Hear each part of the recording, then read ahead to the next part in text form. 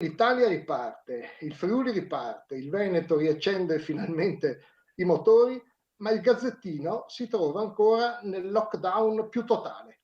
Tutte le redazioni sono chiuse, tutti i giornalisti sono rinserrati nelle loro case. Così il rappresentante del comitato di redazione del Gazzettino nella videoconferenza organizzata per manifestare la preoccupazione dei giornalisti della testata ancora costretti allo smart working senza avere, secondo i rappresentanti sindacali, strumenti e tutele adeguate. Il timore è che le redazioni non riaprano e l'azienda sfrutti la circostanza per abbattere i costi piuttosto che impegnarsi in un piano di rilancio. L'appello che noi facciamo è quello di dire rilanciamo il Gazzettino, perché il Gazzettino non è patrimonio solo di Caltagirone o dell'editore, ma è un patrimonio storico, culturale e anche identitario sia del Veneto che del Friuli. Per il direttore Roberto Papetti, l'azienda, che ha confermato lo smart working fino al 14 giugno, ha agito e sta agendo con tutt'altre intenzioni. C'è una data che l'azienda ha fissato per il prolungamento dello smart working, è il 15 giugno,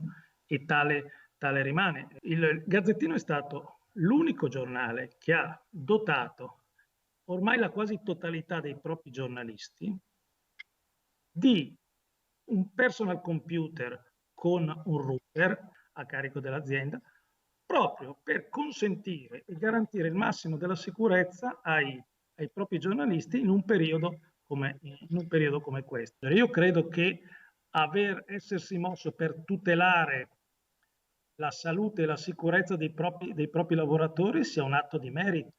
In collegamento da Roma il segretario nazionale FNSI Raffaele Lorusso, fatto salve le criticità su cui avviare un confronto con l'azienda, ha riferito che dal 15 giugno il gruppo intenderebbe procedere a un graduale rientro in redazione. Si sta creando una convergenza sia da parte aziendale ma sia anche da parte giornalistica, quindi delle redazioni, sulla necessità di riprendere quanto prima possibile l'attività redazionale piena. Lo smart working può essere, come dire, una modalità utilizzata in determinate situazioni, piuttosto che in determinati ambiti o piuttosto per coprire determinati eventi, ma non può diventare la regola all'interno del nostro settore.